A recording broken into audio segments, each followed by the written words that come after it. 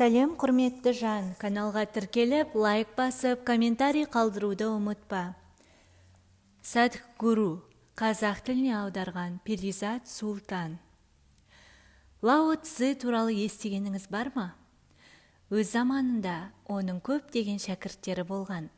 Өмірден өтерде ол өз шәкірттерін жанына жинапты.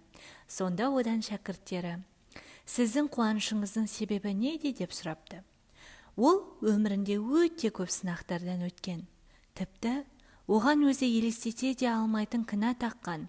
Сол үшін одан: сіз көп қиындық көрдіңіз, сонда да көңілді жүресіз. Құпиясы не деп сұраған екен.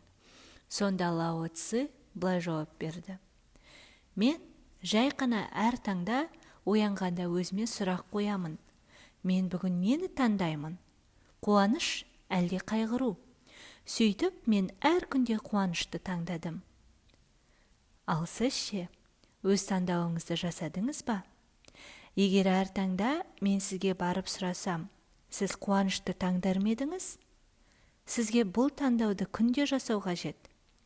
Қуаныш бұл мақсат емес. Жай ғана сіз қуанышты болсаңыз, айналаңызға жағымды боласыз. Қуанышты болғанда дұрыс ой ойлайсыз. Қуанышты болғанда өзіңізге зиян тигізетін іске бармайсыз. Өмірде ешқашан бақытты болмаған адам жоқ. Бақыт пен қуаныш күйіне бәрі түседі. Бірақ сол күйді сақтап қала алмайды. Өзіңізге ешқашанда уәде берудің қажеті жоқ. Тек мына қарапайым ережені қолданыңыз. Біріншісі, өміріңіз аяқталады деп елестетіңіз. Мысалы, сіздің өміріңіз ертең бітеді десек, өзіңіздің жүріп өткен жолыңызды есіңізге алғанда, ол босқа өтпеді деп айта аласыз ба? Өзіңіз шынымен қалайтын іспен айналыстыңыз ба? Оны өмірдің соңында ойлаудың қажеті жоқ. Бұл жайлы өмірдің басында ойлаңыз. Өмірді шын мәнге ие нәрсе жасадыңыз ба? Екінші, сізді тамаша адам ететін 3 қасиетіңізді анықтаңыз. Сіз өз өміріңізбен не істей алатыныңызды, немесе не істей алмайтыныңызды білмеймін. Сіз әлемдегі ең бай адам боласыз ба, әлде ең әдемі әйел боласыз ба, Эверестке шығасыз ба, рекорд жаңартасыз ба, оны да білмеймін. Бірақ сіздің әрбіріңіз тамаша адам бола аласыз. Сізден бұл мүмкіндікте ешкім алып қоя алмайды. Адамдар да, экстремалды жағдай да, ауа райы да алып кете алмайды. Тамаша адам болам десеңіз, сізді ешкім де тоқтатпайды. Сіздің ойыңызша, адамды тамаша ететін 3 қасиетті жазыңыз. Оны өз өміріңізге енгізіңіз. Менің қалауымды жасамаңыз, өз қалауыңызды жасаңыз. Егер өмірде өз қалауыңызды жасамасаңыз, өміріңіздің босқа кеткені. 3-ші ереже. Бұрынғыға қарағанда 2 есе аз сөйлеңіз. Өміріңізге аз мөлшерде тыныштық орнатыңыз. Егер қолыңыздан келмесе, аз-аздан бастаңыз. Егер сағатына 1500 сөз сөйлесеңіз, минутына қанша сөз сөйлейсіз? Сол сөздеріңізді 2 есеге азайтыңыз.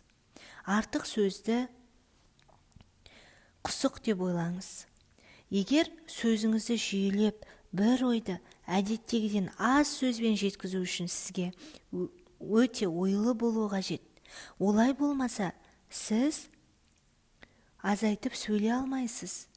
Ертең бір күн осы ережені ұстанып көріңіз. Барлық әлемде осы ереже сақталса, әлем өзін жақсы сезінер еді. Көп отбасы сақталар еді. 4-ші ереже. Өткен күнге көз жүгірт. Міне қарапайым жаттығу. Төсекке отырып, өткерген күніңізді есіңізге алыңыз. Таң атқаннан кеш батқанға дейін. 90% уақытта ақымақ болғаныңызды түсінесіз. Сіз қанша рет өмірдің уақытша екенін ұмытып кеттіңіз. Қанша рет айналаңыздағы адамдарға, жағдайларға мән бермей қарадыңыз. Осылар жайлы ойланыңыз. Жыламаңыз, бірақ өз қателігіңізді күлкіге айналдырып үйреніңіз. 5-ші ереже. Әр айда ең болмаса бір шектеуді еңсеріңіз. Алдағы 12 ай бойы өміріңізге проблема болмауына жұмыс жасаңыз. Сіз оған лайықсыз. Өзіңізге өзіңіз проблема туындатпаңыз.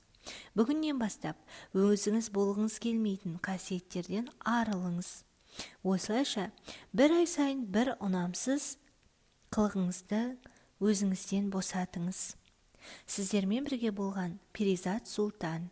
Каналға тіркеліп, лайк басып, комментарий қалдыруды ұмытпа. Мен саған бақыт тілеймін.